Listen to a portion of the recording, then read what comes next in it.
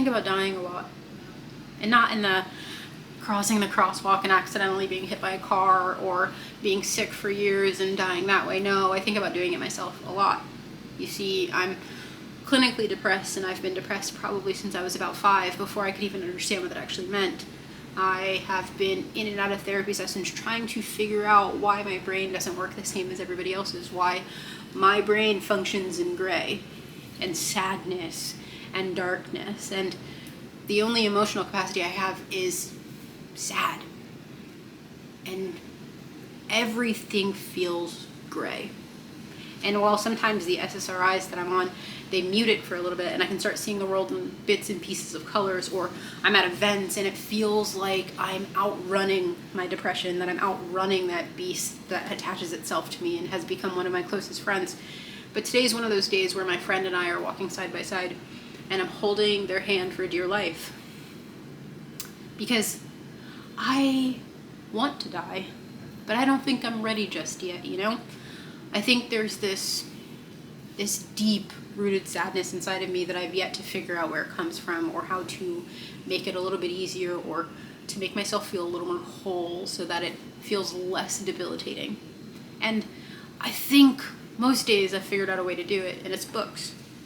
And I think that books have offered me a sense of belonging and love and acceptance. I've managed to read hundreds of books in the last few years, and I've lost myself in them, and I've been able to envision a life that doesn't look like mine, and it feels good. It feels like I'm trying something on for size, where the world is colorful and bright and inviting. And then when I close the page and I finish the book and I write it into my Storygraph or wherever it goes, the grays creep in a little bit more. And today's one of those days where I want to talk about it a little bit. I want to acknowledge that it's a beast that I fight every day, but I'm still fighting, and it's not winning. It's got some hands, but I'm throwing them back too, because growing up in a Black family, we were taught to never talk about it. We were taught that your depression doesn't exist because you've had a good life. You have nothing to complain about. Yeah, in a sense, that might be correct.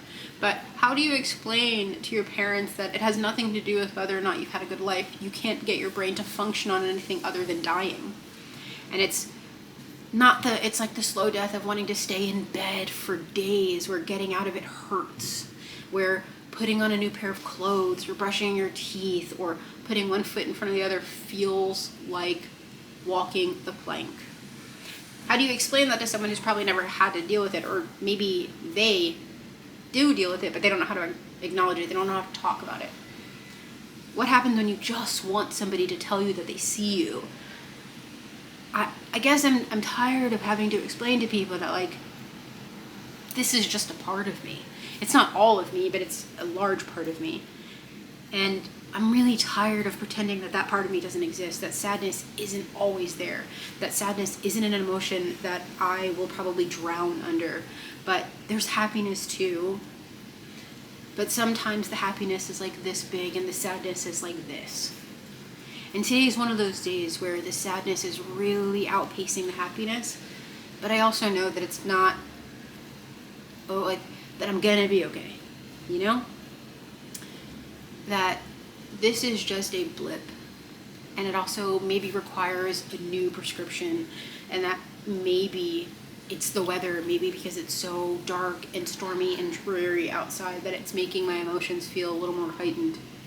Or maybe for once I can sit in front of a camera and not have to hide behind smiles and laughter and sexual innuendos, and I can just be honest.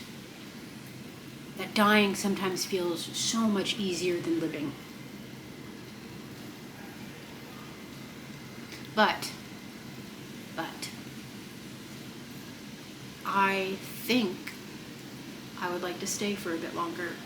I think that there's a lot more to live, and I think that there's so many books to read, and I'm in between 300 plus books at this point, and I need to know how they end. I need to know who ends up with who, and I need to know who gets the girl, or if X, Y, and Z finally pulls their head out of their ass and goes to get the person that they're in love with.